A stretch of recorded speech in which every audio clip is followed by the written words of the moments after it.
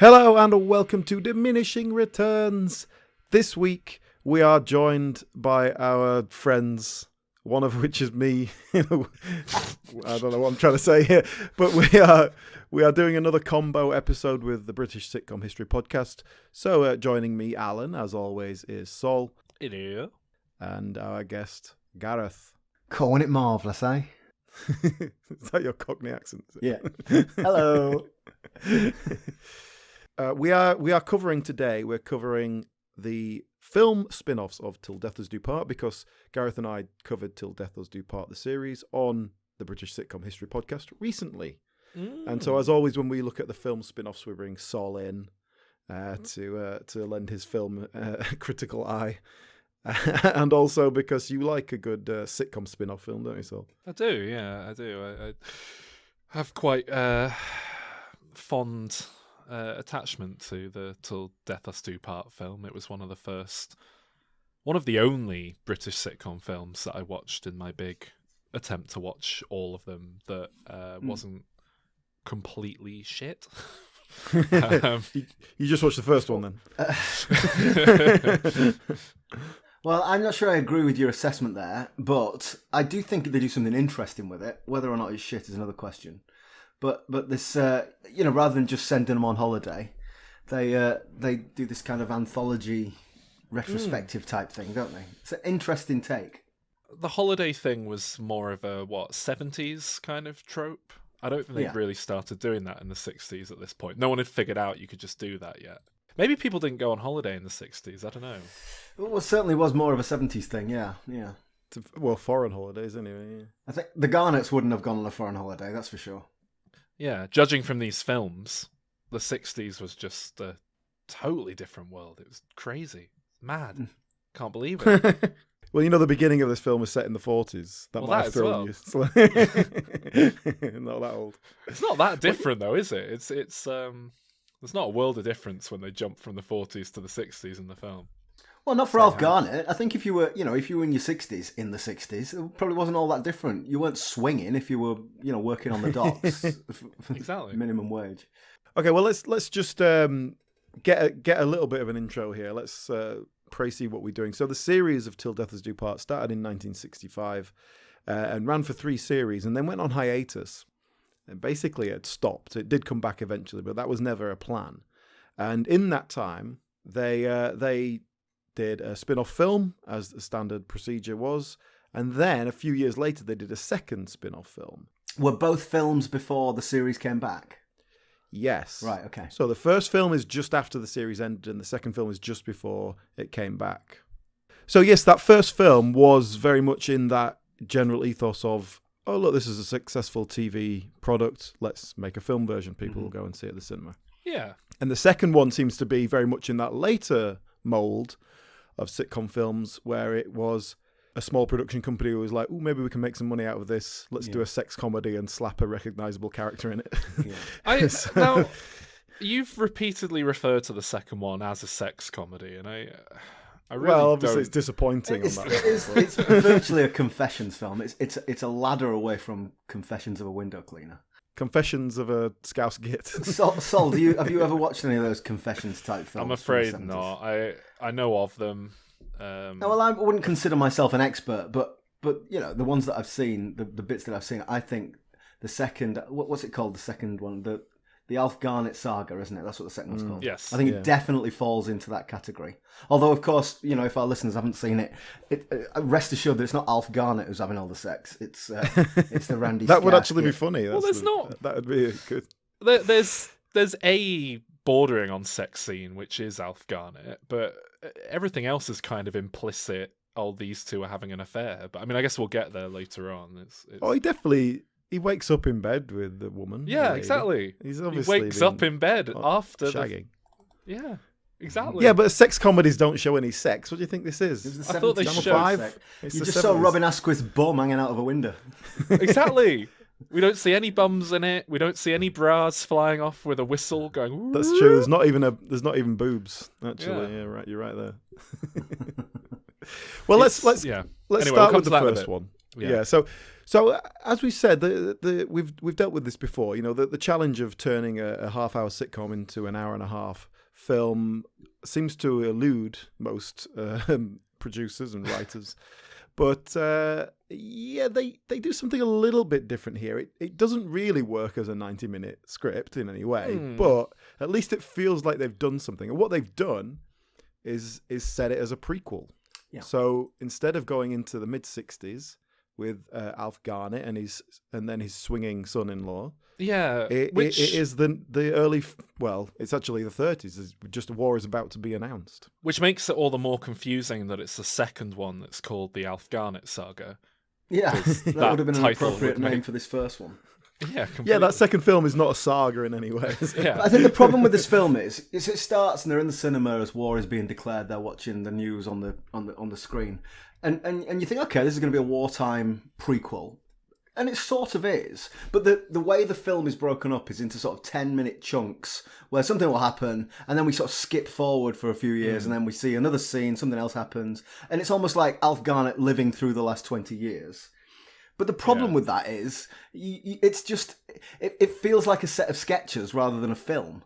He's the thread, but there's no actual plot to follow other than Alf Garnet's awful and he's wrong about everything. Can we give some context, I guess, for what is Till Death Us Do Part? I mean, you know, I'm aware of it as this old school sitcom, which is oft cited. I think nowadays it largely exists in the zeitgeist as some pro-Brexit twat on Twitter will have an Alf Garnet avatar and sort of hide behind it instead of using their real name, and they'll harass modern comedy writers with things along the lines of, oh, you can't make comedy like you used to, you know, can't say anything these days.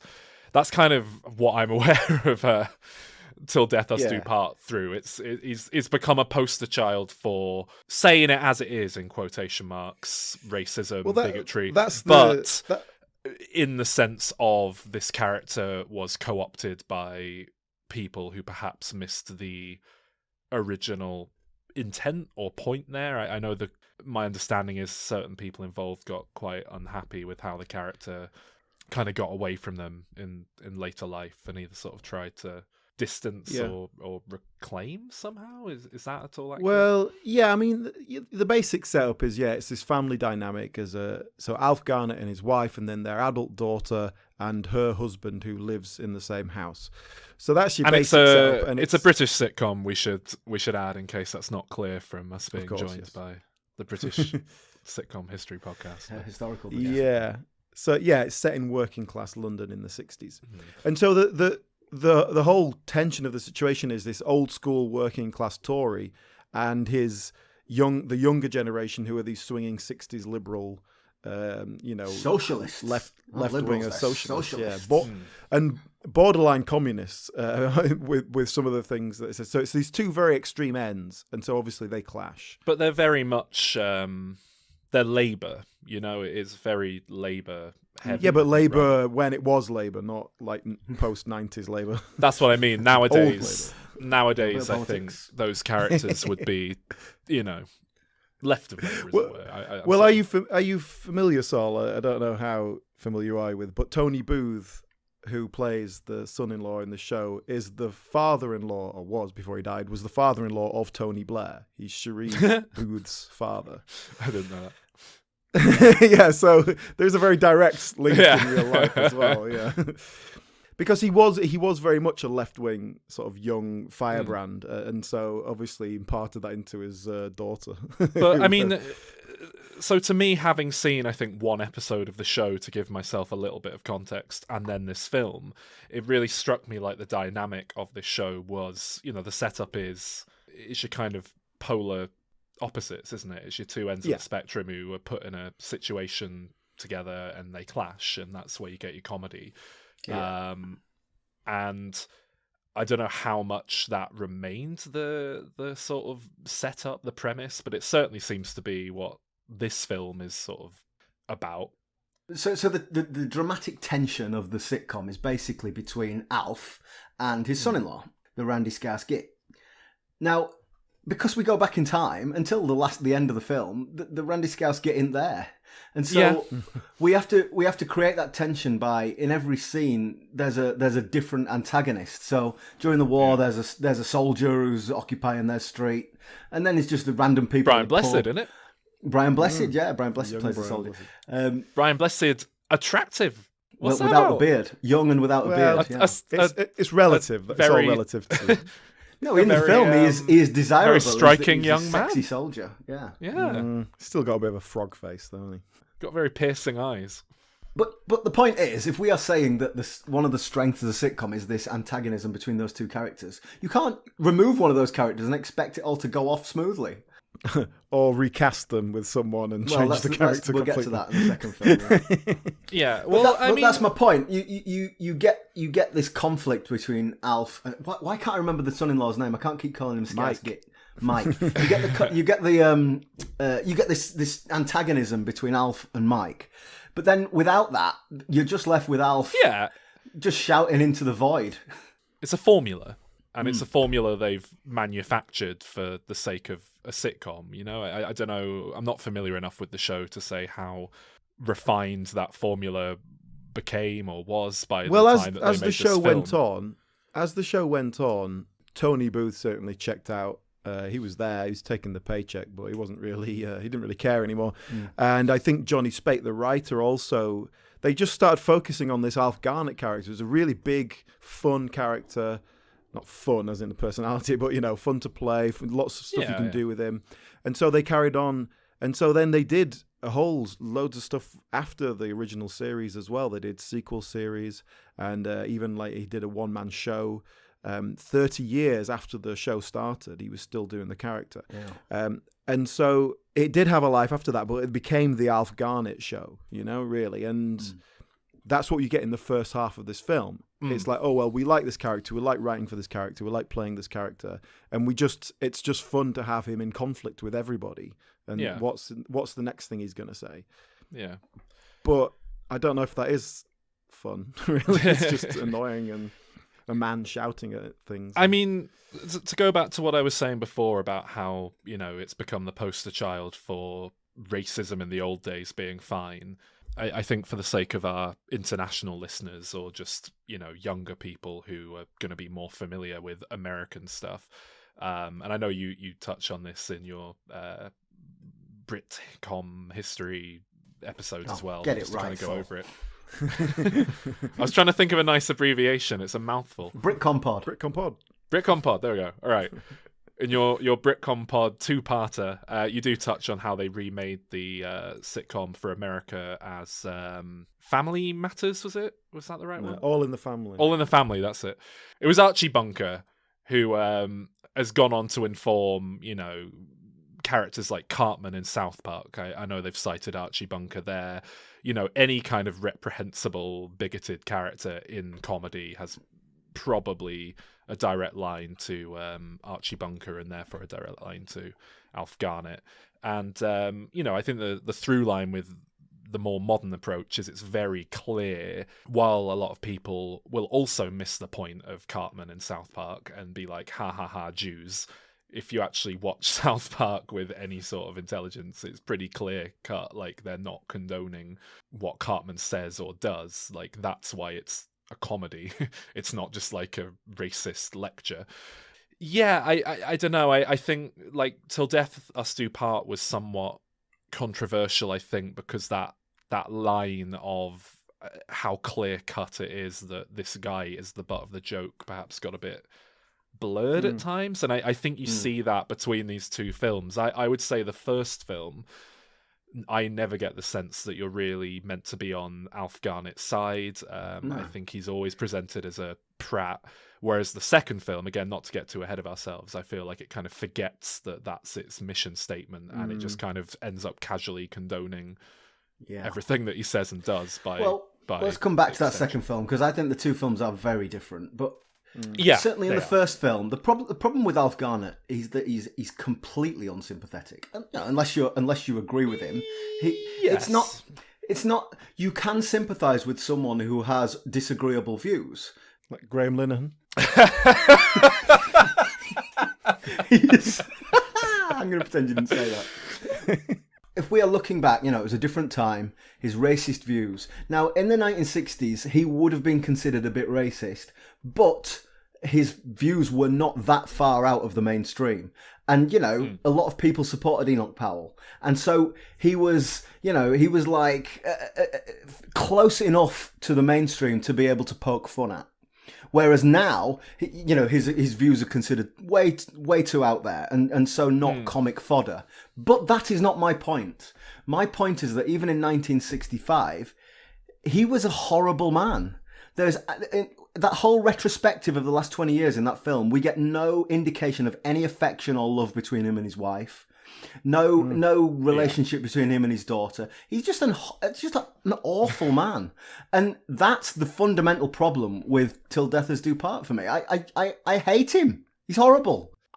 Going off the first film as kind of Till Death Us Do Part virgin, essentially. Like I don't find him a completely reprehensible figure. I just look at him as it's he's this poor figure of a kind of shit hand dealt to him in life. He, people did get stuck in marriages that they weren't particularly overjoyed about back then, still do now. He's living in squalor. He doesn't know any better. I don't know. To me, it felt like watching a kitchen sink drama from the same era, like a Ken Loach film, but it's kind of got moments of comedy in it. I got that as well. A kitchen sink drama is really a good comparison to the series in general, because it is really social realism, and this is supposed to be a little snapshot of realism, and I think that is partly its strength but also a problem, because it means you're creating a very realistic protagonist here in Alf Garnet, who is an unpleasant person,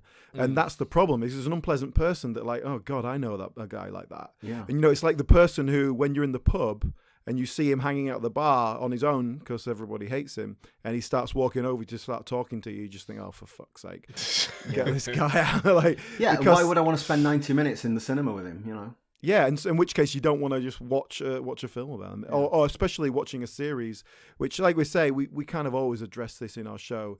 These things were made to be watched once a week, and you probably never see them again. Maybe it get repeated. They're not designed to be having a box set and watch 18 episodes over 3 days, which is what I would do. I think you can have pretty reprehensible characters in comedy, though.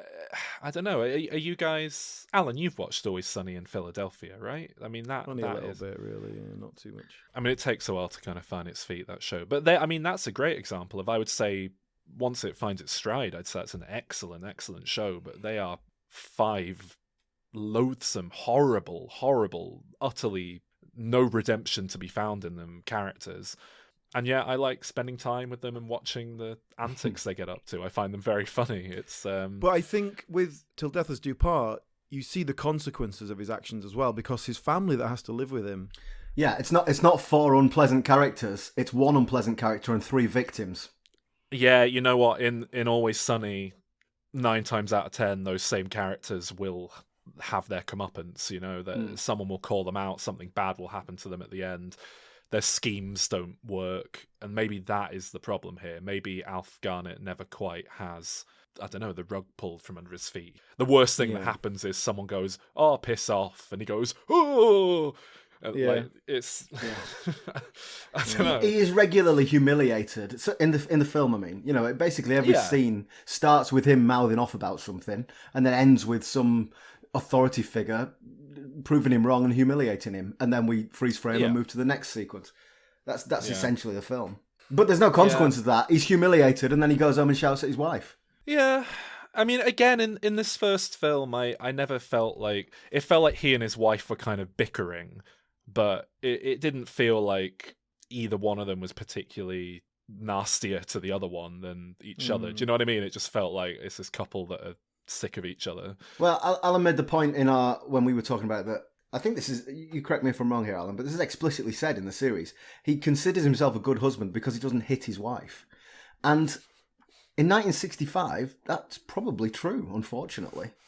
As good as she could expect. Yeah, which is a damning indictment, really. But again, that's where context changes. That was 50 years ago, and I think it's reasonable to expect a husband to have a higher standard of than that, you know.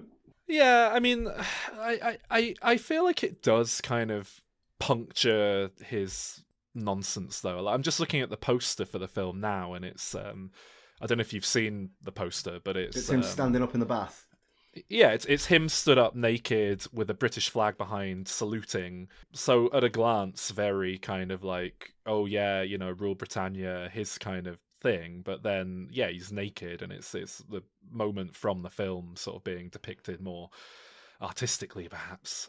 It is an artist, you know, painting of that scene. But yeah, it's the moment where he's listening to the radio, and then the national anthem comes on, so he stands up and salutes it. But you know, he's naked, and that's kind of, you know, making fun of his whole, you know, and it's not hilarious or biting satire, but I think for 1968, which this film came out in, that's pretty solid comedy for 1968. It's, you know, yeah, and that's just a solid example of what this film kind of does throughout. I think it does kind of, you know, walk that line for the most part between this guy is racist, but also, look, he's a fool, and we're not condoning his actions.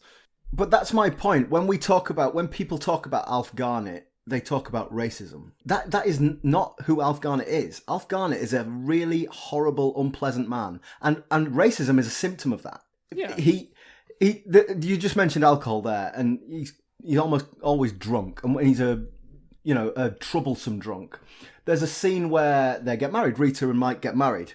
So we see the wedding scene and the wedding party, and he nearly starts a fight. He then spills a drink all over Rita and her wedding dress, ruins her day, and that's who Alf Garnet is. Yeah, he's a racist, but Alf Garnet is not a racist. That's not his defining feature. He's a selfish bastard. That's who he is. Yeah, and again, like, I can think of loads of horrible characters who you do kind of enjoy in comedy, who I think the difference is, now that you bring it up, I think the difference is that those horrible characters tend to be a bit more Machiavellian or intelligent. So you almost start to, you know, if Cartman on South Park, to pull him back, comes up with some despicably evil scheme to make someone eat their own parents to get revenge on them, you kind of sit back and admire the imagination and the thought that's gone into their, you know, evil behavior, whereas here it is just brutish, stupid, not particularly articulate.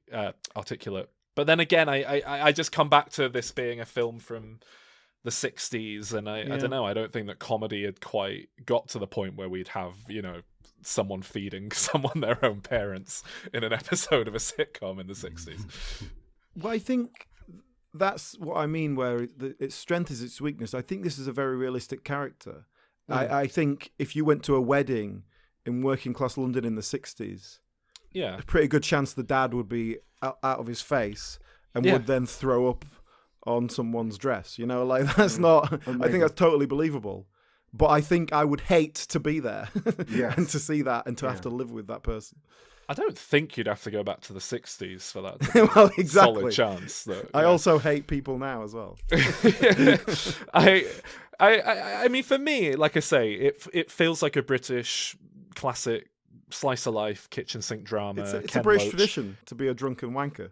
Yeah, and for me, this film works on that level. It's a slice of life, but it's a bit more palatable than a lot of those other grim, realistic films, because ultimately this plays it relatively light-hearted and, you know, tries to get some laughs in there. And well, let me just clarify, actually, because we've ended up getting to this whole discussion straight away, which you inevitably do with Till Death Us Do Part. But actually, I think Till Death Us Do Part as a series and as a whole is quite good.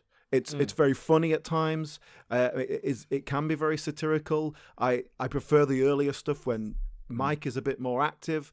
I think it sort of dilapidates as it goes along, but everything does. So I'm not too worried about that. And I think this film is a pretty good example of the level of humor that you get in the series. It doesn't work particularly well as a film, but I think there's some really interesting stuff there.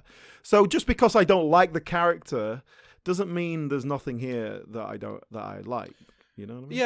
Yeah. I that's certainly my read on it. Like I say, I've only seen the first episode, but this felt kind of like the show's formula working, but just kind of put into a medium that perhaps isn't the best fit for it, because it becomes a kind of meandering very low stakes affair. But I think sort of Gareth was getting at this earlier.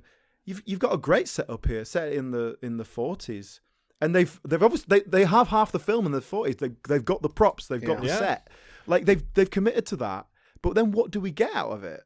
Well, I think that's a big part of what I liked about it. It's again, it plays into this slice of life thing. For me, this works as a real time capsule of this is an account of the war ultimately from people who lived through it. It's only 20 years on that they made this thing, and to me that is a really interesting thing to see. And also what you're saying, they've got the sets, they've got all the production design for this kind of period piece. It's a surprisingly theatrical experience, this film. It's actually quite cinematic in how it's shot and put together. It's not just I can agree like with that, most definitely. of its contemporaries. It's actually shot really nicely in ways, and it's within the limits of their budget, but I'm always impressed. I'd watched this before, I watched it again for this recording, and it's like, this is up there with your your Ken Loach movies of the era.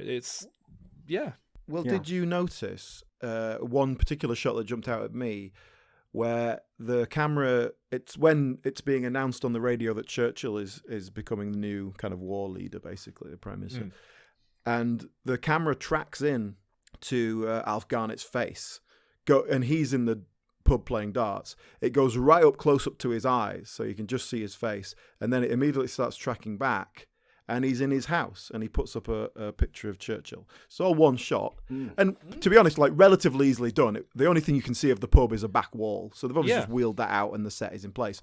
But that's something. They're trying to do something. And I don't think it really says anything. Did it feel like we were getting into Alf Garnet's head there? Not really. I think it was a style over substance. But hey, at least you're doing something. Use your kit that you've got. And to wheel out a comparison point there, it was the last thing we discussed as a trio, the Inbetweeners movies. They're made decades later, far more readily accessible, filmmaking techniques at their disposal. And the one theatrical, the one big cinematic touch of those films is the sort of drone shot at the start of the film. Like they splurge all this money in the opening scene, and then I guess in the second one there's a big one take kind of fantasy sequence as well. Fantasy. But they put one scene up front in both of those films where they spend a bit of money, put a bit of effort in, and then the rest of the films are just shot like the TV show, really. Maybe slightly nicer lenses and lighting, but there's not that much imagination behind the camera. And I think it's really nice here. This felt like a real film. It doesn't just feel like so many of these Britcom movies are just, can we use some of the same sets? So, for example, the scenes in the pub felt just a lot better realised than in the series. When they're on the street, they're all still extras bobbing around in the background, but it just felt more real. And then also there was a scene in using a tube station as a bomb shelter, as an air raid, and that felt very beautifully shot, very well recreated.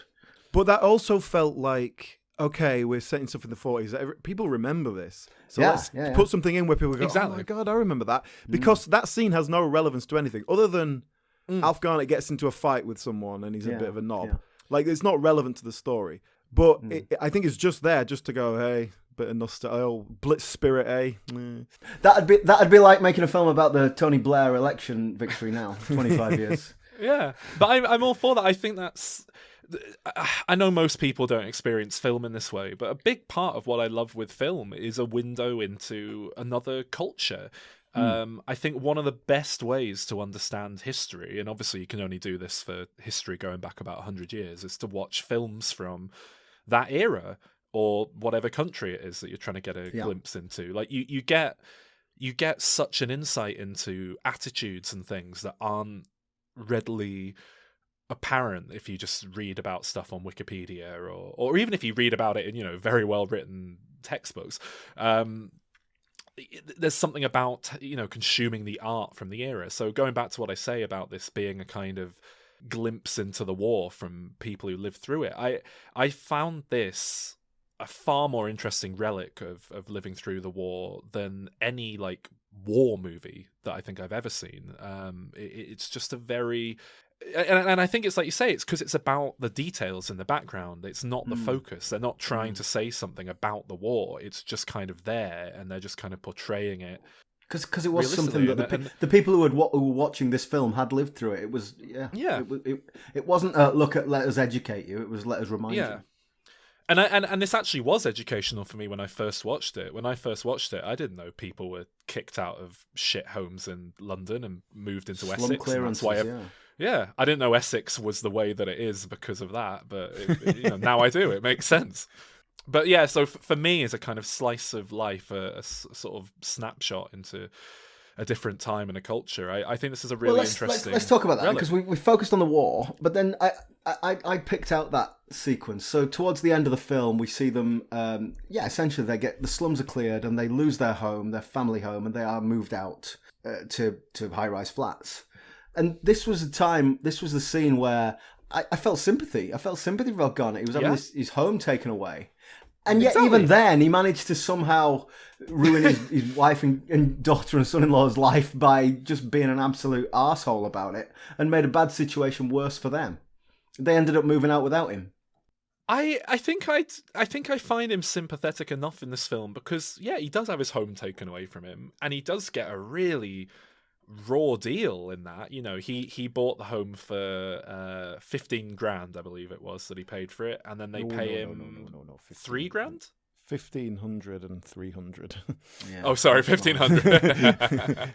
But this is an interesting discussion, though, Sol, because I think you're right, and as I say, I felt some sympathy at that point, and objectively, you are correct. He's getting stitched up. And yet I don't feel the same sympathy as you did, because I just spent an hour thinking what a prick he was. So there's almost an element of comeuppance. But as I say, I do wonder if you're letting knowledge from the rest of the show kind of cloud your opinion of him. Because I like I say, this is really all I know this character from. And he is a prick in this film too, but... I don't know. I think within the context of the film, there's enough to kind of just about get away with, all right, he's not a great guy, but, he is having a bit of a rough time. And, even being stuck in this high-rise flat at the end, like, even then he's like, all right, I know it's normal to have your kids in the late 20s living at home in the 60s, but it's still, like...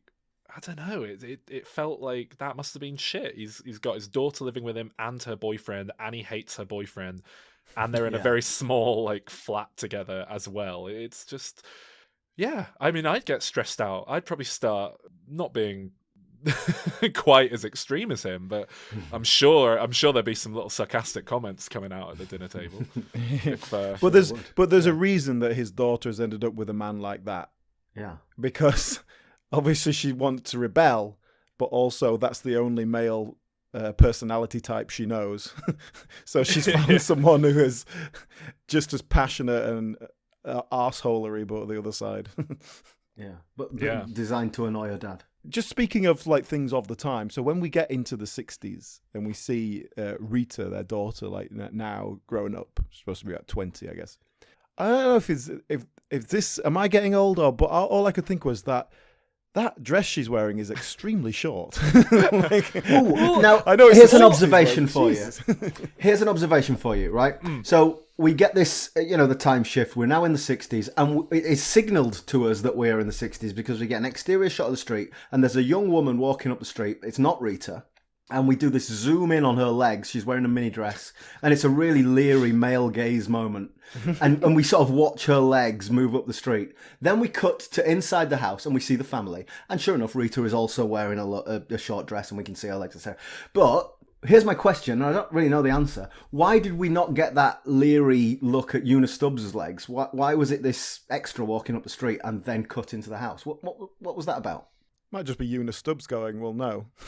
Well, possibly. Let's have a bit of respect, please. And just have a bit of respect for me. Objectify that other lass. Well, I think we'll address this when we get to the second film, but perhaps Una Stubbs does have some self-respect, unlike some of the people involved in the second film. So maybe she was just like, well, no, that's not what the character's about. But yeah, maybe that's just a symptom of the time. She was the star, so you don't ogle her in the same way. Well, it kind of going into what you're talking about with just the way they're dressed and so on.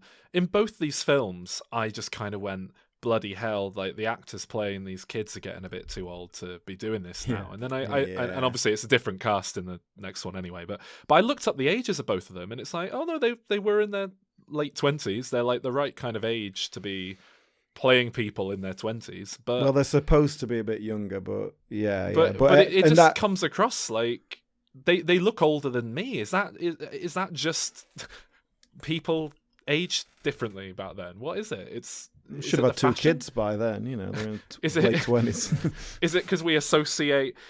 Is it because they're putting them in this ridiculous, 60s attire and they seem out of place wearing it, and that makes them seem older? It's never quite sat right with me. But then I don't know if it would sit right in the show as well. It feels so alien to me. And again, I reiterate, I suppose, the notion, this kind of 1960s working class thing where it's very ordinary to just kind of live at home with your parents well into adulthood and well past you having kids of your own, just seems so mind-blowingly alien to me. But then again, that's kind of what I talk about with these being fascinating snapshots into a culture that that's not something that I learned in school, that was normal. But the way it's normalized in this film and the On the Buses films that I've watched and various other Britcom movies, that was obviously just part of life in the my the parents 60s. My parents lived with my mum's mum when they first got married, and I think my grandparents also. I know they had children before they moved out of the family home too. So it was a much more normal thing, a much more relatable thing. Yeah, well, back in the day, when you got married, you moved into a new home. But the problem is, you accidentally get pregnant, and so you have to get married a bit too quick, and you haven't got the money for it. So then you have to stay with your parents. Yeah. So, well, let's have a look, just in terms of a plot of this first film. What else happens? Because the basic plot is the war story, and then we have the kind of they're getting thrown out of the house, but it never really coalesces into a proper narrative. It's like we say, it's just a meandering slice of life, which again is why it felt very like a lot of kitchen sink dramas I've seen. There's not really any sort of thrust or drive to it. It's just. It's a load of stuff happening, and it's all quite disconnected. And I, to an extent, I can go with that because look, I'm a stickler for story structure, but this film is 80 something minutes long, and it's lighthearted. I can just kind of go with all right. Each scene's kind of what it is, but yeah, it's definitely a weakness of the film. A whole film set during the war or with a clear beginning, middle, end would have been preferable. And there's a lot they could have done. They could have latched onto the whole Alf's been drafted and now he's got to get out of that thing, which happens in the film. But in the film, it's just kind of glossed. Yeah, he gets it's just a letter to show that he's a hypocritical coward. Yeah, exactly. He gets a letter drafting him. Then there's one scene later on where he's like, "Oh well, I couldn't go. I begged them to let me go. Begged them, but they wouldn't let me. It was too important to hear." And it's like, right, that's dealt with like that. That could be the film that could get some as actual he tries to get out of the war. Yeah. And you could get some actual sympathetic emotion out of him there. It's perfectly reasonable to not want to go to war and die, but then it is also quite cowardly. But then I think, cowardice is a very understandable, empathetic emotion. Yeah, it would have made him a lot more relatable. Yeah. If he didn't go around going on about how brave he was. Exactly. So it just feels like a missed opportunity, I guess. Like I say, it's a snapshot of life to me. It's a slice of life, but I think it is a very bleak film, and I think it plays like a really depressing, bleak film. I'd like to think that's by design. It's kind of like, look at this sordid little life that this character and the characters around him are living, and it's sad, and maybe that's me projecting onto the film in a way that's not intentional. Maybe I'm supposed to think, huzzah, Alf Garnet, what a laugh. I don't think you're supposed to think, oh, he's got a great life, but you're not supposed to look at him and go, God, what a miserable, horrible life. I agree, but Are the you core sure, audience for this is... But again, to go back to It's Always Sunny in Philadelphia and things like that, I think you are supposed to ultimately take away, like, this is not a bunch of characters to aspire to. They have a very sorry existence, and it's really quite bleak if you think about it. But yeah, the problem with that is you think that of Alf, it's fine, but you think that of his wife or his daughter, and it's just sad. It's just tragic because they kind of haven't got the same freedom of movement that he has. I know he doesn't have that much either. But yeah. But as we're dealing with the context of the time, one of the little sketches we get is they go to the World Cup final in 1966. Oh yeah. Yeah, and that's another exactly what I'm on about. Encapsulation of a moment in history from people who lived through it from very close to the time. It's like an East London Forrest Gump, isn't it? And Yeah, everything that happened in But that's it. Like, obviously meant something Forrest to the Chump. People involved. Yeah. Yeah, and it's a good example because they just go to the football and watch the match, and it progresses. It's not funny. It's not. It's just a sort of what might have happened if these people went to the match, and then they get drunk afterwards because they won. But to me, it plays almost like it's the one moment in the film where Alf and Mike, is it the kid? Yeah. It's the one moment where they kind of come together and find a bit of common ground and aren't at each other's throats. And because ultimately they're both blokes. Yeah, they go to the pub that's together. what it's speaking to, isn't it? Yeah, and they in the series, basically, the only time they kind of get on is when they're drinking together or when they go to the football. And even then, he's a Scouse skit, he supports Liverpool, so they can have arguments about football, but that's okay. That's the whole purpose of football in British society, is to allow men to have emotions about things. So, that's the purpose it serves, and that is completely... like, here's something that people can relate to, you as an audience. Like, oh yeah, that's all my dad ever talks about. Football. But the football comes pretty much in the third act, and it's very messy. It's not handled as well as it might be, but I think it does kind of work to provide a degree of like closure. These characters kind of find their common ground. Like I say, it does provide a little bit of structure. Now, the failing there for me is that I would like to see that between him and his daughter more than between him and his daughter's boyfriend. But I think that probably speaks to gender politics of when this film was made, and the idea that more value being placed in the relationship between the two men, but also bear in mind that we get the daughter's wedding, like in every show. That is the unemotional, unavailable father's redemption moment where he sort of sits his daughter down and says he loves her and that she's beautiful, and then cries as he walks her down the aisle. And that's that. We don't even get that. No, he pours a drink on her and pisses himself. Yeah. Well, yeah. So, I mean, to kind of just put a bow on it, like I think Till Death Us Do Part, the film, is a kind of surprisingly sincere film. It's quite innovative, or at least it's not a lazy film. It's not. I'd say the vast majority of the sort of contemporary peers of this film were, let's just remakes 3 episodes with, maybe a new actor, do it in color for the cinema. Like, this is trying to do something. And it's incredibly messy. It doesn't fully work, but I do actually get a lot out of it. And I would go so far as to say it's probably my favorite Britcom movie from like the classic era, before the modern era of comedy, other than I'm going to say I prefer Porridge, but that was 20 years on, 10 years on that film came out. So yeah, I give it a low 7, but a 7 out of 10 from me. I largely agree. I think it's not very well structured as a film, but I think it's true to the characters as we have them in the series. I think, you say it's trying to do something. It's having that prequel element is interesting, and so I largely agree. I give it a 6. Well, I think this has been an interesting conversation to me because I didn't like it, but I think I am probably carrying a little bit of prejudice from having watched the TV program. I'm trying to assess this as a film on its own merits, which is quite difficult. I think it's really interesting your take about if we looked at this like a kitchen sink drama. I think if I'd come into it thinking this was a kitchen sink drama, I would probably have enjoyed it more. But it's a comedy, and it's not funny enough. The funny moments don't outweigh the unpleasant moments. I also think the structure. I like the prequel idea, but I don't like the structure. I think it just feels sketchy and a bit jumpy, and that kind of, as a film, that doesn't really work for me. It's a little bit repetitive. Totally. So I'm going to give it 5 out of 10. Mm.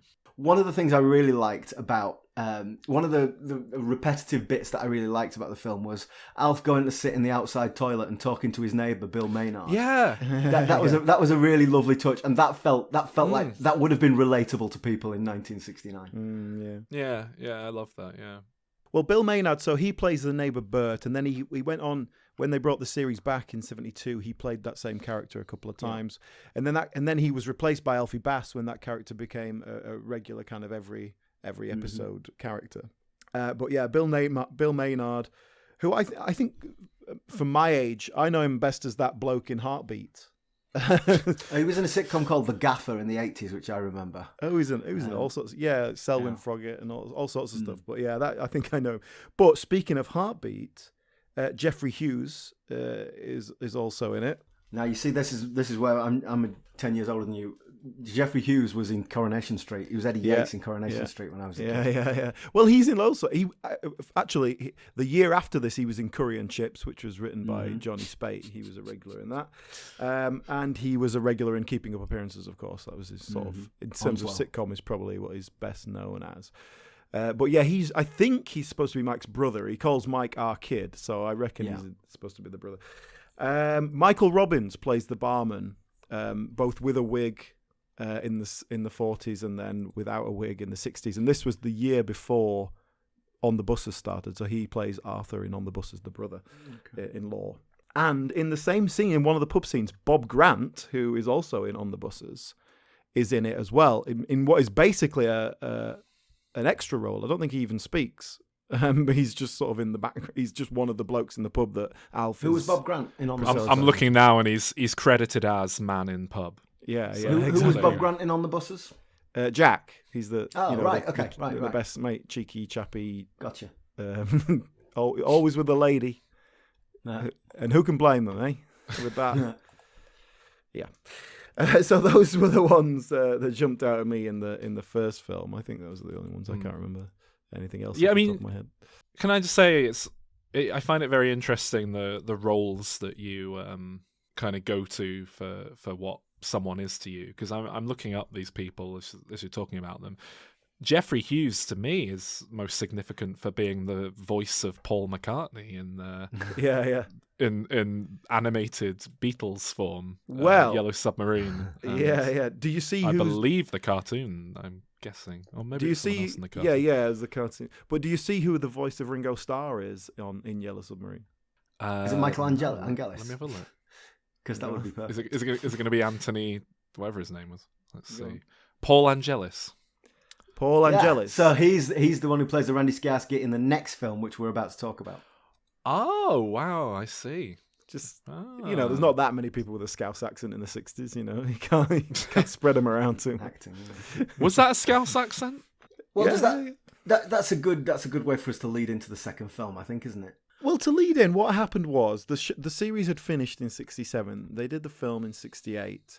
And then nothing. Well, actually, they did do a special in 1970 for the election. But then I think there was no intention to make any more of the series. So why not sell your characters up the river? And then, the second film came out in 72, and it was late 72 that the kind of revival of the series happened. But it wasn't anticipated. The series had finished. It was done. And it came back as part of that raft at the time of the BBC going, oh, we don't want to show black and white stuff, but we can just remake our old shows in colour. And so, Steptoe and Son got revived, this got revived. Are you being glib there, or did they literally remake old scripts? No, not really remaking old scripts, but just sort of rebooted the shows and brought them back. But there was a lot of repetition. There was a lot of, not a shot-for-shot remake, but a lot of repurposing of storylines. Right. Yeah. Okay. Well, I asked because the second film has the feel of a totally different mentality behind the production and different people putting the money in. Basically, it feels like they're going after different markets. They've got different intent. It has the feel. Film. It has the feel of, we made the first film because we had an idea and we wanted to kind of give the show something of a send off. The second one feels like someone drove a big truck of money up to the house and we couldn't say no, and we just had to kind of churn some shit out to a deadline. When I first watched this, so I was watching this series and I watched the films along with it, and I could not believe that this was written by Johnny Spate. I thought, yeah, and then it is. It feels like it's been handed off to some other writers. It feels like they've taken the intellectual property and just done something completely different with it. Yeah. Which is not. I used the word intellectual advisedly. Yeah. Which is not out of the question, that might happen. Oh, but completely, that's not what happened. Johnny Spate not only wrote it, but he's in it. So he was definitely there. He was involved. And Warren Mitchell, who plays Alf Garnet, was very closely associated with the character. And like we say, he carried on this character for 30 years, basically. And, a lot of what that character is comes from him. Maybe he only read the parts of the script that he was in. Because it's really like a lot of the Alf Garnet stuff is fairly kind of what we expect. And it's all the Mike and Rita stuff that is just like, what's going on here? What's happened? And obviously they haven't got the same actors, like sort of step one. Well, so this is the problem with the film. Firstly, we've got different actors playing Mike and Rita, but I'm all right with that in principle. The problem is that Mike and Rita are completely different characters. They're not different actors. They're doing a completely different thing in the narrative. Yeah, and it's not, to be clear, it's not that their performance is completely different. It's the way the characters are written and behave is so utterly different. And it completely, we spoke about the formula of the show and the setup here, and the changes they make to those two characters completely undermines everything that I know about Till Death Us Do Part. Before we get into this on two deeper levels, should we kind of give a broad overview of what plot there is? Go on then. All right, so basically they're living in their high-rise flat. Yeah, in that sense it is a direct sequel to the first film, because in the series Sol, they never move out. They stay in the same house in Wapping for the entire run. Yeah, so can I just check I've got this right? The timeline of things as I get it is that the first film, the first half is set, in the past. So that's prequel. Mm-hmm. The second half is set in the house, and then that house is where the series is set. But then the movie kind of moves past to the end of after the series where they get kicked out of the house. Yeah. And then this film is set after all of that when they're in a high-rise flat. Is that? That's it. And then that's the timeline? Okay. And then the new series that starts just after this, they're back in the old house. So that never happened. Right. The slum clearance never happened. Huh. Interesting. It's an absolute nightmare if you're trying to... Well, I don't think people cared about... Yeah, people didn't care about what was and isn't continuity. People didn't care about that in the 60s and 70s, did they? So yeah, they're in their high-rise flat, living together. Rita's got a job, but Mike hasn't. He's just living on the dole, dossing about in the flat. And really, Alf doesn't really have any plot at all in this one. The only sort of story comes from the Mike-Rita plot, which is that they have a bit of a fallout because Mike is cheating on Rita categorically, and blatantly. Rita sort of catches them vaguely in the act and then goes off and maybe does or doesn't sleeps with a black guy to get revenge on him, and it's just kind of about that. That's the point. This is the Mike and Rita film, and I guess there's a decision made there to move it on to the next generation, but that's not what Till Death Us Do Part is. I think Mike and Rita film is fine. I don't have a problem with that. I think the problem here to these characters lay it all aren't out Mike and Rita. They're not Mike and Rita. yeah. Well, it's not even that. It's the talk about reprehensible, unlikable characters. Everyone in this film is vile. They are, the phrase you guys like, it's a different time. It was a different time. But, like, the passive racism on the show is from everyone. Liberal use of... It's not very passive in the most part, to be honest with you. Well, yeah, I was going to say, liberal use of a word so kind of archaic that, like, it's quite jarring to hear it now. Yeah, people don't even use it anymore. Not because it's racist, but it's just outdated. It's just so old. It's like when I hear the N-word, it's like, bloody hell, that's a strong, unpleasant, cutting word. But the C word here, not that C word, the actually really bad one is it's just like, oh yeah, it's very jarring. It's a very jarring word to hear in a film. But God, it must be 40 or 50 times they use that word. But also, it's not like, if it was Alf and you were like, oh, bloody racist Alf, I'd be like, okay, well... Yeah, it's Mike. It's Mike, who we've been led to believe is this progressive guy. And now suddenly, because his wife's cheating on him, even though he's cheating on her, all of his principles are gone, and he's just as racist as Alf. I'm pretty sure Rita uses it at least once. Mike uses it throughout. Mike's friends certainly use it. The women he's sleeping with that aren't Rita use it.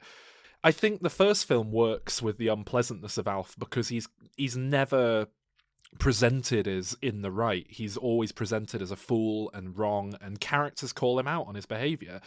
Whereas in this film, there is a casual acceptance of his behaviour that comes from the fact that the other characters are also racist. And also, like, the whole dynamic of the show, to my knowledge, and certainly the first film, like I say, was this kind of progressive v conservative kind of ideologies that, clash and spar. And number one, this guy, like, being completely racist because, to be fair, he's upset that is she his wife at this point? Cheating on him with a black guy. But, like, he goes straight to racism. He doesn't go that bloody. How dare he? What's his character like that he's sleeping with a married woman? He goes straight to he is black, and that is what I'm. So we've obviously we talk about historical British sitcoms, so we've talked quite a bit about racism. Okay. But one thing I'm really keen to do is to take the heat out of the words. So we've just talked about that horrible word that they use, and that's jarring. Yeah. But if you take... So the example I always quote is, in Fawlty Towers, the Major uses the N-word, and that's horrible, and it's like, oh God, can't do that. But if you take that word away, the scene works. The scene works because it's this silly doddering racist old fool, and we're laughing at him. Now, if you take that horrible word out in this film, it's still racist. It's still, if you don't use that word, it's still, oh my God, my wife is sleeping with a black guy. This is the worst thing that's ever happened. And it's Kenny Lynch. The black guy is Kenny Lynch, who is an entertainer. He's rich. He's got a Rolls Royce, and that's all really weighted. That's all really weighted about this black guy who has got money. And the word itself is not the issue here. The racism, the racist undertones of the whole sequence is what the problem is. And that's not explored either, by the way. The fact that it's Kenny Lynch playing himself essentially, but it's the fact that it's not just a black guy, it's a very rich and successful black guy. So there becomes a point where Alf is like, oh, look, he's in the director's box. He must be really at West Ham, so I admire him. But hang on. He is black, though, so I can't admire. Like, we get a little touch of that, but we don't really assess that in any way. Does that affect the way they think that this is not just a black man, but it's a black man who is, societally speaking, better than them, or higher than them? Does that affect it? We don't know. We don't get into any of that, really. But also, like I say, we never get the sense that Mike is upset about the cheating so much as it's cheating with a black man. And even the wife, what's she called, Else? Yeah. She makes it very, very clear that she doesn't like the fact that she slept with a black man. Like, she's a lot more accepting of it, but she sort of says, well, it is what it is. Which is still really racist and unpleasant. It's still like, okay, you're not kind of...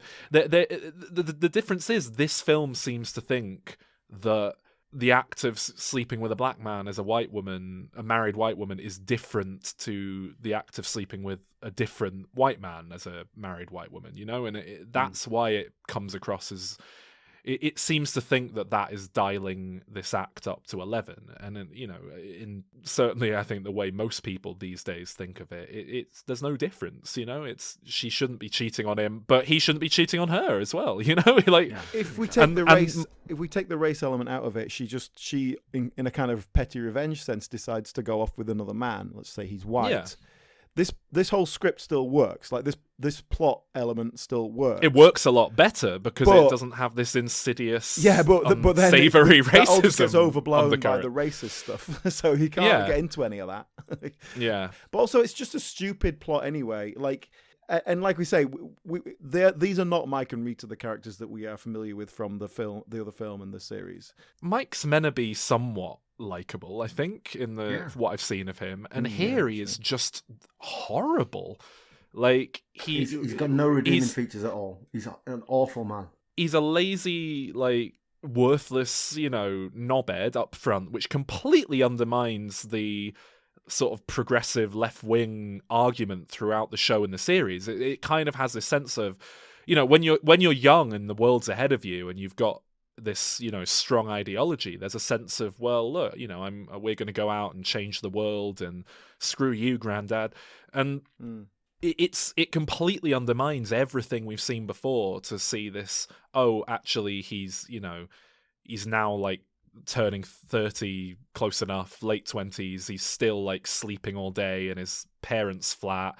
He's not even got any desire to make something more of himself. He's quite content to go collect his dole money for doing nothing and then spend it immediately, walk round the corner, spend it on drugs, go and cheat on his wife who's out working. For me, the big problem is that there was always affection and love between Rita and Mike, and that was contrasted as this abrasive relationship of Alf and Else, and that's not just disappeared; it's turned on its head. Exactly, it's really quite unpleasant that he's just he's just out cheating on her with I think the fact that it's different actors makes it more egregious. But here's a question for you: two questions? Would this have worked? Would this have been different if it had been Una Stubbs and Tony Booth doing the same script? And the second question is that why they didn't turn up? Do you know, Alan? I don't know specifically why they said they weren't going to do it. I suspect they read the script, yeah. But they came back for the later series, they were still prepared to do the characters. But I don't think you can underestimate how much those actors bring to the characters, especially in the early days when those characters were being built. How much Tony Booth is in Mike. When they're going at each other and arguing, it feels like two people arguing because they embody those characters so much. Yeah. It doesn't feel scripted. Also, the relationship between Mike and Rita, there's a real beautiful chemistry between Tony Booth and Una Stubbs. That they do seem like they get on well with each other. They're comfortable with each other, rather than two actors who are playing at it. So I think that does bring a lot to it, and obviously that's missing. But these characters are so far removed. I don't know if it was an element of, well, hey, we've got different actors, so let's try and do something different. Let's bring something different to it, and what do people want? Crap sex comedies. Okay, yeah, I can do that. Yeah, no problem. Yeah. But it's not like you keep saying sex comedy as if Mike's running around pinching bums and it's lighthearted even in a completely. That's exactly what he's doing. He sees that woman walking along by the canal or the river and goes chasing after her. He has an affair with one woman in a pub who is clearly happy to have a kind of no strings attached but ongoing relationship with this married guy.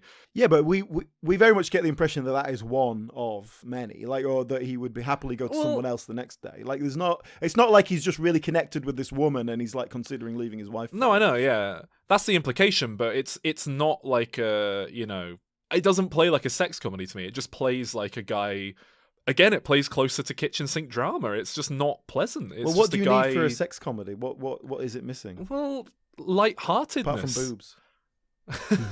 I'd say comedy, but obviously this film doesn't quite do the best job in that department all round. But like I say, an attempt at comedy, a light-hearted tone. I don't feel like any of him cheating or No, I know what you mean around. actually, but it has the language of a sex comedy in that we have a close up of buttocks and then they kind of scamper off after her. But yeah, you're right. It's not really fun. Like a sex comedy has to be fun, doesn't it? It has to be like, yeah, getting her underway. Wee. It's sordid. It's actually quite dark, yeah, and I think it would be a lot less pleasant, like to go back to what you were saying before. If it was the original cast, I think it would be worse. I think it'd be nastier and less pleasant to see. Because here there's a sense of, well, it's not really them, so they're different people altogether. Just to clarify something, Tony Booth, the actor who plays Mike, in the 70s was in the Confessions films. He was like he was the mate. So Robin Asquith was the main guy, and he played the mate, like we have a mate in this. And I'm not saying he's above it, but I think he would have had enough respect for that character to go, hang on, this is not that character. This is not what we do. Yeah, because as we say, what I see of them, you get the impression that they're in quite a happy, healthy relationship, those two. Certainly in the series, yeah. And if we're gonna portray the deterioration, the kind of, that relationship falling apart, then that kind of needs to be what the film is about.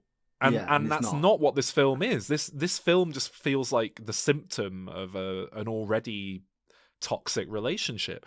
And the weirdest thing is the way it all kind of comes together at the end is that they're essentially just kind of happy with having a kind of open relationship. Like they both kind of go, well, look, I didn't cheat on you, but we know that he certainly did. It's implicit that she did. And they're just kind of like make their peace with it. All right, we'll just kind of get on with our lives. Maybe that's what people did back then, because people didn't get divorced. They just, But it's not even a sense of like, oh, we're going to change or anything. There's no remorse at any point. No. And that's another thing. I had one. Let's move. Yeah.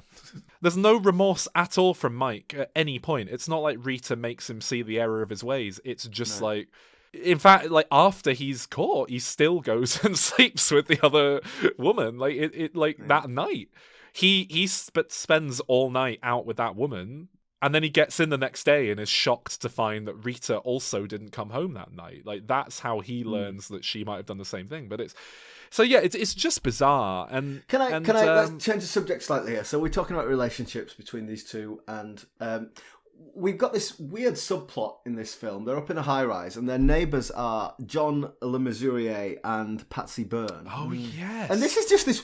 It doesn't really go anywhere, but it's just this really weird relationship where he's really controlling and he does everything. He won't even let her go to the shops. And she's just like this infantilized woman. But I don't really know what the point of it was. It didn't go anywhere. Well, I think it's... The way I read it was that it's controlling in a, like, not in a sadistic way, but in a kind of he's trying to be such a perfect husband that she's starting to find it overbearing. Like he's cooking everything for her. He won't let her even go shopping. She says, "Can I cook tonight?" We've talked about this, dear.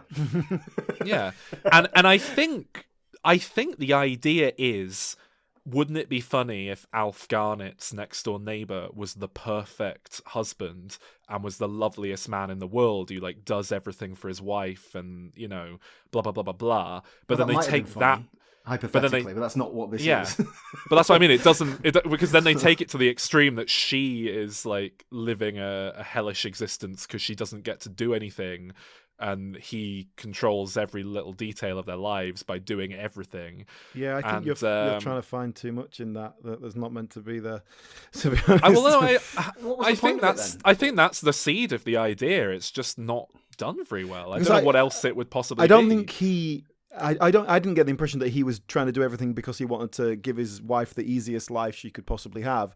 I think he was a control freak who was just like, well, no, don't do anything because you're not going to do it right. I need to be doing needs to be done my way. Yeah. It's just another form of abuse, basically. This whole film is men abusing their wives in different ways.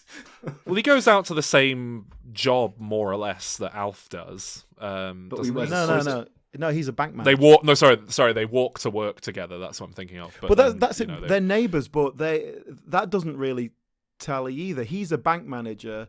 Alf's a dock worker, and they make a big thing about him clearly being a lot, better off than Alf. And it's like, right, would he also be relocated from some shithole in Essex to this high-rise flat, which is the implication here.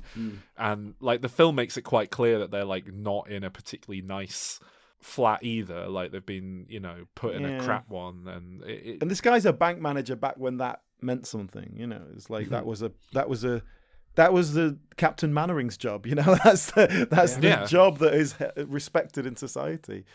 So it doesn't really, I don't quite know what that is. And it doesn't go anywhere other than it gives us someone for Alf Garnet to be up against so that we can see how annoying Alf Garnet is, basically. But that's it. I think the character is meant as a contrasting mirror up to Alf Garnet, and maybe I'm reading it wrong and thinking that it's come from a seed of an idea of, like the perfect husband. Maybe it's just meant to be the total opposite. Alf is this crass, brutish knobhead, and the other guy's very prim and proper and together. Maybe be careful what you wish comparison. For, because you know. Yeah, they don't really get into it or do it. But then you know how they got trapped in the lift a couple of times because there was a lot of power cuts in the 70s. That was the timely reference there. Well, you know there was a third guy that they got trapped in the lift with, and they were playing cards and discussing politics and stuff. Mm-hmm. Yeah. Do you know who that was? Who played that character? Go on, tell us. It was John Bird. John Bird, as in Bird and Fortune, Bremner Bird and Fortune. Yeah. Okay. But he's much younger and quite fat, and it doesn't look like him at all, but it is him, I assure you. Okay, that is interesting. Wow. And he was just sort of up and coming in the 60s satirical scene. Yeah, it doesn't look like him. I'm looking at a picture of him now. It does not look like him at all. I can tell, but only because you told me. If we're talking about little cameos from people, I really didn't have this on my 2022 bingo card, but we're getting the second mention of Arthur Askey on this podcast in the year so far. Yeah, he's in there. Yeah, there's quite a few little celebrity cameos like as themselves. So yeah, Arthur Askey, Max Bygraves, Eric Sykes. Yeah, it really felt like, who's a fan of the show that we can get to turn up in the movie this time? Well, Eric Sykes, Johnny Spate and Eric Sykes worked together quite considerably. Johnny Spate wrote for them, didn't he? Yeah, and Johnny Spate would have written, certainly in this world of comedy, I don't know specifically the people, definitely Eric Sykes. But yeah, he knew them all. Kenny Lynch had been in the show, in the series before as well. Wasn't Eric Sykes in Curry and Chips as well? Yeah. You've also got the gratuitous cameo of Bobby Moore, is it? The footballer? Yeah, George England Best. captain Bobby Moore. Yeah. Yeah, George Best as well. That felt really like, how can we get these two in? I bet they're big fans of the show and blah, blah, blah, blah, blah. That's the sort of thing I mean. Yeah. Well, Bobby Moore was a West Ham player, so that's kind of like, that's a big part of the Alf Garnet thing, is that he's a West Ham supporter. So at least that will make sense. George Best is just to get George Best in. Well, yeah, George Best. He's the most gratuitous. George Best was the most famous footballer in the world at that point. Yeah, you know, he was the David Beckham of showing my age there. He was the David Beckham of his day. I don't know who the David Beckham of today is. He hasn't played for 20 years. But the Bobby Moore scene. I mean, it feels like, you know, Tony Blair, Catherine Tate comic relief sketch. It's like they've got a celebrity for, you know, an hour. They've just wheeled him into this room. It's very, you know, how can we write a couple of gags about? All right. It's in this scene as well where we get Johnny Spate, the writer. He has a little cameo. He plays the kind of the rambling man in the pub who's just talking to them, and they tell him to go away. Yeah, that's it. What else happens? There's a scene where Alf drops acid by mistake. Oh yeah, that's right. Yeah. So no, let me clarify this then. So Mike has bought some drugs, but decided not to take them, brought them home, and then almost gets caught. Someone walks in, so he sprinkles it on the butter. No, it's a sugar cube. It's a sugar cube. Oh, it's a sugar cube. Okay, and so he hides it in the butter dish because he thinks no one's going to look at a butter dish all day. So that'd be a great place to hide it. So Alf puts the sugar in his tea, and hilarity ensues. I see. Right. He takes one sip of his tea, and then, as we know, acid works in a kind of, you know, 3-minute time delay, and then suddenly you go cook-a-dook-a-doo and turn into like a bird. That felt like a very 1970 reference. He just shouts some gibberish words. Everyone's like, what? And then, of course, acid, as we know, also works by kind of laying a kind of VR over the top of reality, so that, like, when you go to the pub, for example, instead of seeing all the people stood around drinking, you see a load of Jamaican fellas banging the steel drums and doing a limbo dance. Well, look, We get the opportunity to see a blacked up Warren Mitchell in this little drug sequence. And if you're if you are a racist, it kind of it makes you quite friendly and nice. Which again, there's a seed of a good idea in there. Yeah, yeah. Oh, Alf takes acid, and now he's loving and nice to his wife, and he's not racist, and he's getting along with black people. Yeah, that's the only time I've watched a lot of Till Death Us Do Part recently, and that's the only time I've ever seen him kiss Alf. Is when he's his tits. But it's like the problem is, it's too messy, because that's a nice idea, but then it doesn't quite work if he's also jumping around on the balcony, nearly falling off outside, thinking he's a bird, and Mike has to coax him inside. They seem quite unconcerned about him walking on the balcony. Yeah, that as well. Yeah, nearly falling off at one point. Not like he's in control of walking around on the balcony. Like he's nearly dies. And the response to his behaviour is just like, ugh, he's going off on one.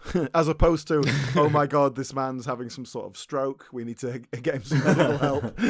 Well, I mean, Mike and Rita know what's wrong with him, don't they? I think is the idea. Yeah. And Else is just oblivious. She just thinks she's drunk. She says like, oh, has he had a bit to drink? And then Mike says something like, it's not drink or whatever. And she's sort of like, oh, whatever. Well, Sol. But yeah, you're right. Sol, I've never taken acid. I'm pretty sure you haven't either. So, Gareth,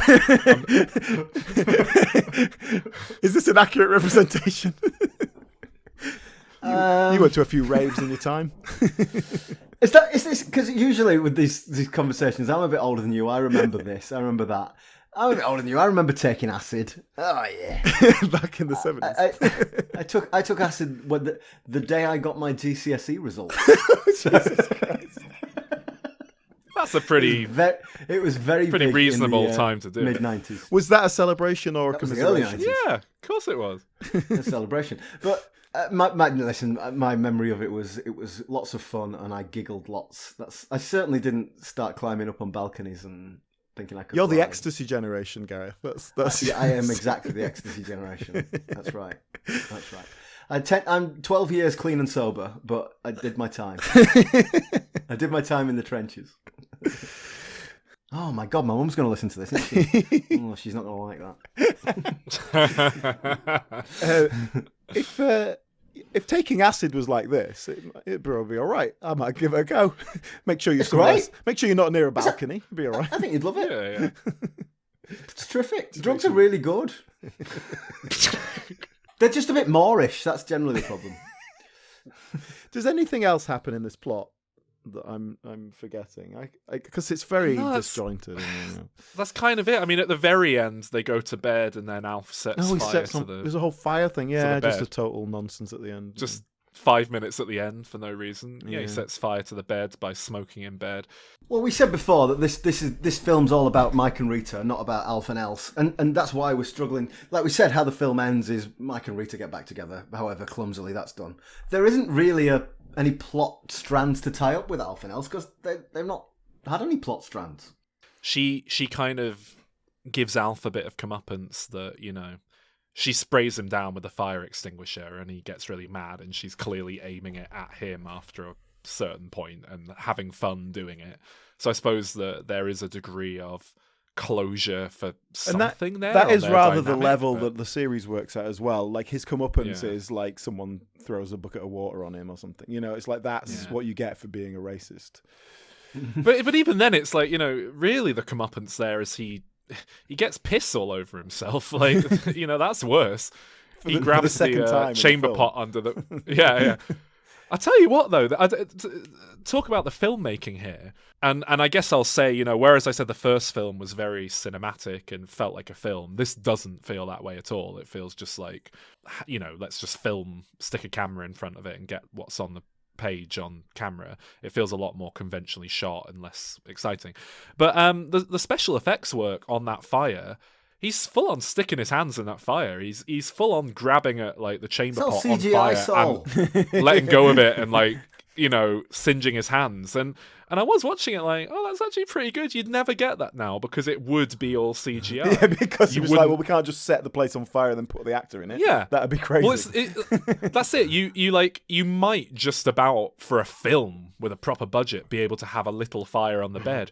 But you wouldn't have your actor getting right in it, sticking their hands in. And that was obviously fine back then. I guess, you know, my guess is Warren Mitchell was just game and going for it. I don't think they asked him to stick his hands in it. But like, I don't think you'd even give an actor the opportunity to do that in this day and age. No. Like, health and safety gone mad, eh? Can't do anything these days. Oh. Well, speaking of the filmmaking, one thing that jumped out at me were the scenes with Alf and Roy Kinnear, who was just like his workmate. They're walking and talking, and they filmed them all basically with a camera in front of them, and obviously just tracking back as they walk forward in a kind of Aaron Sorkin kind of way.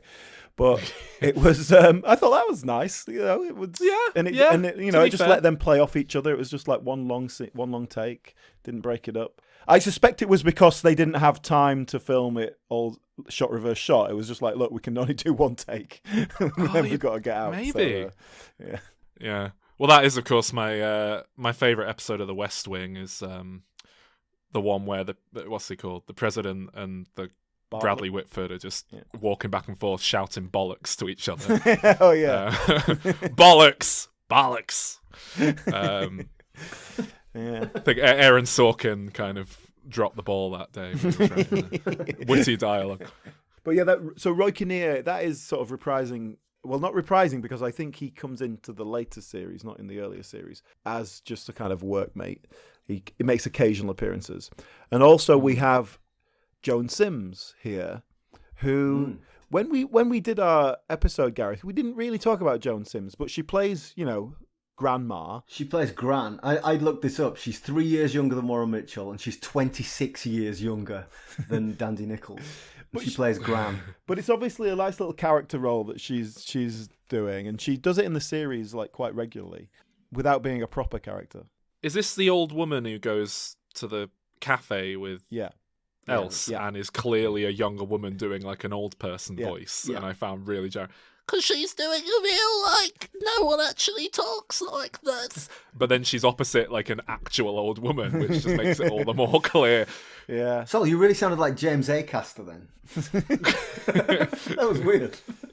But yeah, so Joan Sims plays that. That's obviously, it feels a bit like when Spike Milligan turns up in Brownface. It feels like this is a character she does, and they've just written it in because it's a fun kind of a character she does.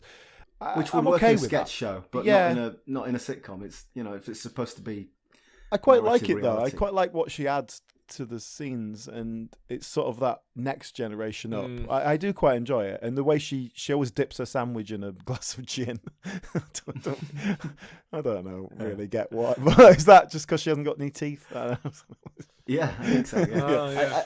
I think that would have been relatable. I think audiences would have seen that and thought, oh yeah, I know the woman at the club who does that. Yeah. And they always do the joke, what are you having? A gin? Do you want anything in it? Another gin. They do that every time she's there. So just one more other sort of guest appearance. I want to ask you about this, Gareth, because this is a person who I kind of know, but he's a bit too out of my time to really know what he is. But we have, as the milkman, Roy Hood. Roy Hood, yes. Yes, the news Hoodlines. See, I know Roy Hood, but I haven't got that thing where I can place him and go, oh, I know him from that.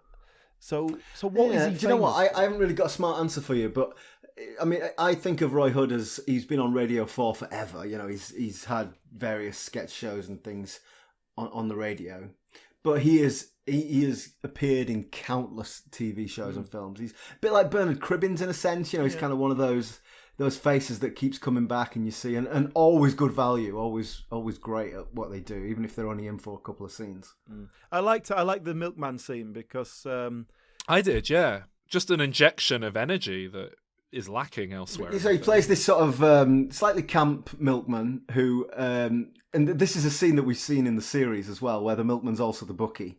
So they're adding up all the what she ordered. She ordered the milk and she had the eggs, and you had a shilling on the 3.40 at Epsom. Yeah. And, you know, Well, I it's a really nice like little, that, and I that's feel the like scene. that's probably Yeah. really taken from reality. That if you're the person who's Yeah, going around yeah, the yeah. community, going to everyone's house, you're gonna start getting your side hustle on in what So they just sell drugs now, milkmen.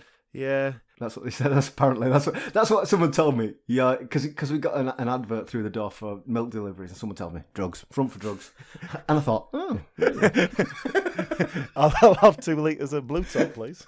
yeah. Where do you get acid when you're 16 and you've just finished your GCSEs? My mate, Yeah. well, do you know what? I'm not going to say his name because I'm not a narc. So let's tie off the Alf Garnet Yes. saga here. Let's rate it. I thought this film was despicable, obviously for all the reasons we've outlined, and it's not. It's not true to the series. It's not funny. It's just it's aged very badly as well, but the series has to an extent. Yeah. Can I rate before you guys do? Because I think I'm going to go way too high here now that we've spoken through it. Because I'm going to give it a 5 out of 10. And really, having just spoken about it, I feel like that's a bit too generous, really. But I guess, I did find it very watchable for the scene with the milkman, for example. Little moments like that kind of carry me through it, while I did find other aspects of it just reprehensible. Yeah, So there we go. That's me. I'm giving it a 5. I think because I've watched the whole series and I'm a bit more emotionally connected to those characters that are being completely defiled here, it seems even worse. I gave it a 2. Maybe the 1 was for Roy Hood. I think the problem with this film is that it's not really sure what it's trying to be, and it's not really good at doing that. I think the problem with this film is it's not really trying to be anything. It's Is it a sex comedy? Not really. And if it is, it's nowhere near as good as those confessions type films. Is it trying to be a kitchen sink drama? I hope not, because it's really failing at that. But the real problem is that it's not a Till Death Us Do Part story. That's the problem. But okay, I'm assessing it as a film independently. I don't think it's a very good film either. I'm giving it 4 out of 10. Fair, I think. Yeah, it feels like a first draft, doesn't it? That they've kind of figured out with a bit of And improv I know we to sort of fill in banged the on about gaps. it earlier, but the excessive, repeated use of that racial term was it was horrible. I also noticed they seem to make a point of swearing more as well. They're using the word bloody, just like as punctuation. And again, it just feels like, oh, we're allowed to do what we want now, and so this is what you've wanted to do the whole time. Yeah. Well, thankfully, the BBC stopped you doing it. Well, it's weird, isn't it? Because I think most sitcoms turned movies do this. I can't really think of an example where they didn't take some degree of liberty with the freedom to swear that they're given. Like even the Simpsons movie has a real like, oh bless him kind of. You know how in America, goddamn is a swear word? So there's this big moment at the end of the Simpsons movie where Marge goes, throw the goddamn bomb, and it's meant to be like, oh, Marge swore. But like to British viewers, it doesn't even register. South Park movie where they sort of come in. Well, that's from the first minute. But that kind of what I'm getting at here is that all the examples that I could think of, certainly contemporary things that do it, they do it with some degree of purpose. Even that Simpsons gag that I just mentioned, the joke is that it's Marge, like the most meek, like prim proper of the cast, is the one who swears. The South Park movie, it's all about the swearing. That's like the film is literally about a war that's set in motion because of swearing. So, they're not doing it just in a puerile, look what we can do kind of way. And I think this film is. But then maybe that's a product of 30, 40 years of comedy, developing and standing on the shoulders of giants. Perhaps, maybe it's not quite fair to hold this up to modern standards in that way. But yeah. So, Sol, are you tempted to watch the series? Not really. I like I say, I watched one episode back when I was going through all these Britcom movies, making a real point of getting through them. I would typically do like the first episode of the show just for a bit of context, and then the movie because I couldn't be bothered watching the whole thing. And I prefer the series. I think it just has a better energy to it. The first few seasons, the first few series that are like the kind of the real what it was all about. I think are very exciting. The later stuff is fun, but it just doesn't have the edge anymore. Yeah, I mean, I'm just having a glimpse now, and yeah, the ratings really do drop down on IMDb if you just look at the individual episode ratings. Seasons or series 6 and 7 are all your obsession with 5 to... ratings. Well, no, it's just interesting. I'm saying it's clearly the wisdom of crowds. Is that what you're gonna say? Your opinion is not a fringe one. It's clearly kind of the broad mainstream opinion. Well, in the very later series, Sol, the wife character, the actor who played her, she got quite ill and she had to drop out, and so they started changing and mucking about with the kind of thing. So it was all falling apart, and then they ended up doing 2 different sequel series, and it kept going through to the 90s. Just with Alf Garnet basically out of the main principal cast. It's going to be weird, that, isn't it? Because there's. Obviously, he was playing an older character than he was, so he had makeup on. Then he got to a point where they didn't have to age him up anymore. Yeah. And then he gets to the point where he's playing that character old, and it's just kind of weird to think like Alan Partridge, Steve Coogan's doing that. They used to age him up with makeup. Now he is kind of Alan Partridge's age, so he plays him without all the makeup on, and he looks a lot younger as a result because he's ultimately a Hollywood actor who's doing relatively well. But it's weird to think, isn't it, that we're going to start getting old Alan Partridge. Like, we're going to see Alan Partridge through probably for as long as Steve Coogan's alive, I imagine he'll be dipping in and out. It's the same with Still Game, They don't really need as much makeup as they used to. Yeah, completely, yeah. This is the only of this series, this is the only sitcom we're doing that has a film spin-off, so this is the one. Is that right? Yeah. What else are you doing? I know you've done Red Dwarf, or you're doing Red Dwarf. We've done Red Dwarf, which had kind of films. I suppose. Not out yet. I was going to say Red Dwarf basically ended up doing its movie as a TV special. Well, we've just because Red Dwarf's so big, there's so much to talk about. We've decided we're just going to do the first 2 series. So we've just tackled those, and then we'll, like we did with Only Fools and Horses, we'll do the later ones. Do them in eras. So we're doing Sean's show, which is a Sean Hughes vehicle from the early 90s, quite obscure one, that one. We're doing To the Manor Born. Oh, okay. And New Statesman, which is Rick Mayall. Yeah, not a huge fan of that from what I've seen. And then we're doing Extras. Oh, okay. And that kind of had a almost basically TV movie in the form of its finale as well. The 90-minute episode. Anyway, till death us do part. Thanks for listening.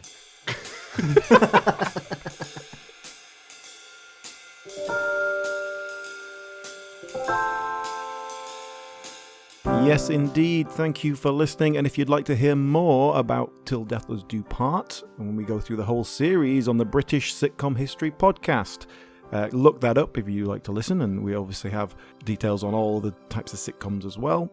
I'm sure you'll find something you're interested in. Go and check it out. And look us up at BritComPod on Instagram and Twitter. But if you're more of just a diminishing returns kind of person, well then just thank you for listening. And we will see you next time. Bye-bye.